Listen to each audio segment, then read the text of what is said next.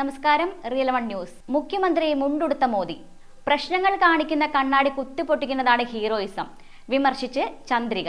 മുഖ്യമന്ത്രി പിണറായി വിജയനെ രൂക്ഷമായി വിമർശിച്ചുകൊണ്ടുള്ള മുഖപ്രസംഗം പ്രസിദ്ധീകരിച്ച് മുസ്ലിം ലീഗ് പത്രമായ ചന്ദ്രിക. പ്രധാനമന്ത്രി നരേന്ദ്രമോദിയുടെ തന്ത്രങ്ങളുടെ കോപ്പി പേസ്റ്റുമായാണ് മുണ്ടുടുത്ത മോദിയുടെ പുറപ്പാടെന്നാണ് വിമർശനം. പിണറായി വിജയനെ ലക്ഷ്യം വെച്ചാണ് CPM നേതൃയോഗങ്ങളിൽ വിമർശനം ഉയർന്നതെന്നും സ്വന്തം മുഖം വികൃതമായത് മനസ്സിലാകാതെ മറ്റു പാർട്ടികളെ മുഖം വികൃതമാണെന്ന് വിളിച്ചു പറയുകയാണ് മുഖ്യമന്ത്രി ചെയ്യുന്നതെന്നും മുഖപ്രസംഗത്തിൽ പറയുന്നു. മുസ്ലിം ലീഗിനെ ഒപ്പം നിർത്താൻ നടത്തിയ ശ്രമങ്ങൾ അമ്പെ പരാജയപ്പെട്ടു.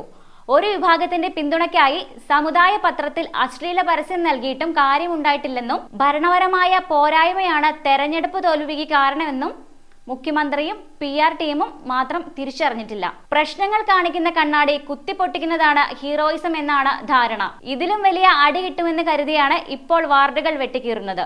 വീണ്ടും തോറ്റാൽ CPM-നെ കാണാൻ മ്യൂസിയത്തിൽ തിരയേണ്ടി വരുമെന്ന് നേതാക്കൾ പോലും പറയുന്നു. Real one news, Pattambi.